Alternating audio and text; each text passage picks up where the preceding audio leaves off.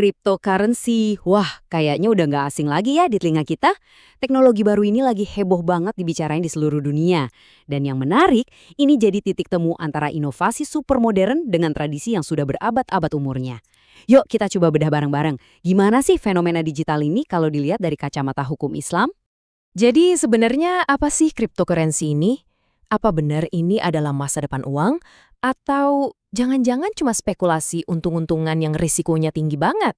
Nah, pertanyaan-pertanyaan ini nih yang bakal kita coba jawab sama-sama, biar kita semua jadi lebih paham soal fenomena digital yang satu ini.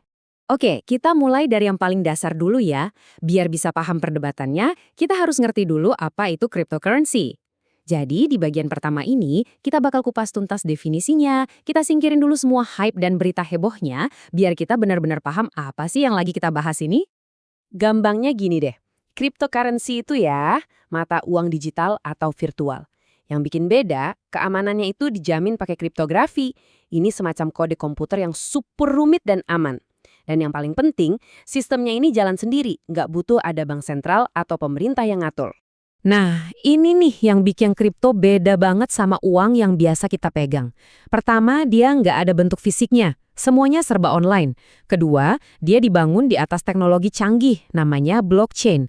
Yang artinya, kita nggak butuh pihak ketiga kayak bank. Dan yang ketiga, nggak ada satu lembaga pusat pun yang nerbitin.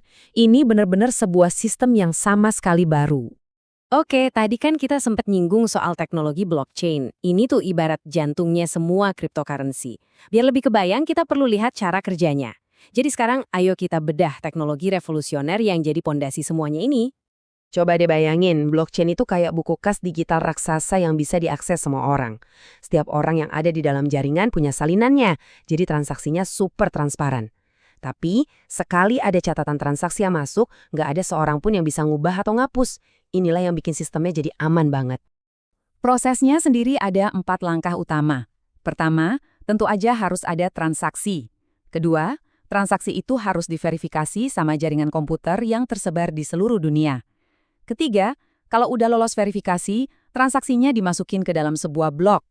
Terakhir, blok itu dikasih kode unik yang disebut hash.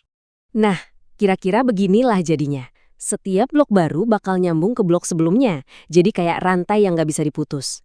Karena tiap blok ini saling mengunci satu sama lain secara kriptografis, hampir mustahil ada yang bisa mengubah satu transaksi tanpa ketahuan. Inilah yang bikin sistem ini aman banget dari pemalsuan. Oke, sekarang kita sampai di bagian yang paling penting nih. Sebelum kita bisa menilai kripto dari sudut pandang hukum Islam, kita harus tentuin dulu, kripto ini sebenarnya masuk kategori apa sih? Apakah dia uang, aset, atau komoditas? Soalnya, cara kita mendefinisikannya bakal menentuin status hukumnya nanti. Coba kita bandingin sama saham ya. Pasar kripto itu buka 24 jam non-stop. Beda sama bursa saham yang ada jam operasionalnya. Terus kita bisa beli kripto dalam jumlah pecahan sekecil apapun. Dan yang paling kerasa bedanya, harganya bisa naik turun gila-gilaan tanpa ada batasan harian. Nggak kayak saham yang ada batas atas dan bawahnya. Sekarang, gimana kalau kita bandingin sama emas? Emas itu kan wujudnya fisik dan sering dianggap aset safe haven kalau ekonomi lagi nggak menentu. Nah, kripto sebaliknya. Dia 100% digital dan terkenal banget fluktuatif, tujuannya juga beda. Kripto itu didesain buat jadi alat tukar, sementara emas lebih banyak dipakai buat investasi jangka panjang atau bahan industri. Oke, setelah kita paham dasarnya, sekarang kita siap masuk ke pertanyaan utamanya, bagaimana hukum Islam memandang cryptocurrency? Ada satu kaidah penting banget dalam hukum Islam dari ulama besar Ibnu Taimiyah yang intinya bilang kalau hukum atas sesuatu itu tergantung dari cara kita memandangnya. Jadi, cara kita mendefinisikan kripto, apakah itu uang atau aset, itu bakal jadi penentu status hukumnya. Nah, dalam fikih Islam ada istilah buat uang, namanya nukut. Para ulama udah nentuin kriteria yang jelas nih, sesuatu bisa disebut uang kalau dia berfungsi sebagai alat tukar dan yang paling penting diterbitkan sama lembaga yang punya wewenang, kayak pemerintah. Jadi, biar sesuatu bisa sah disebut nukut, ada 2 syarat utama yang harus dipenuhi. Pertama, harus diterima secara umum sebagai alat tukar. Kedua, harus diterbitkan sama otoritas yang diakui, contohnya ya bank sentral.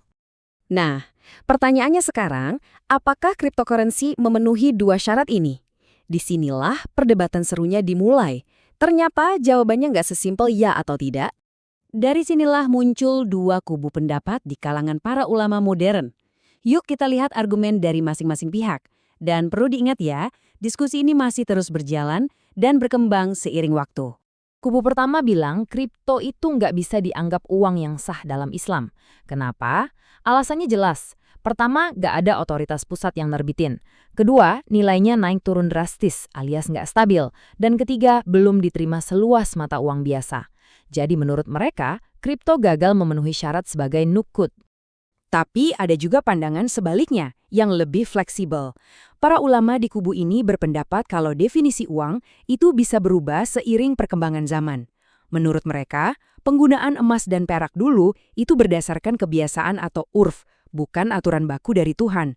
Jadi, kalau suatu komunitas udah sama-sama ridho dan nerima kripto sebagai alat tukar, ya bisa aja sah. Kalaupun nggak dianggap uang, kripto masih bisa dilihat sebagai aset digital, al-ma'al, atau komoditas, silah, yang pada dasarnya boleh diperjualbelikan. Jadi, intinya perdebatan ini tuh masih jauh dari kata selesai. Diskusi di antara para ahli hukum Islam masih terus berlangsung dan sangat mungkin jawabannya akan terus berevolusi seiring dengan perkembangan teknologi itu sendiri.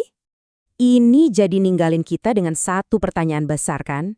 Seiring teknologi yang terus-menerus mengubah dunia kita, gimana ya caranya tradisi-tradisi kita yang abadi ini bisa beradaptasi untuk menjawab tantangan dan juga peluang baru di abad ke-21?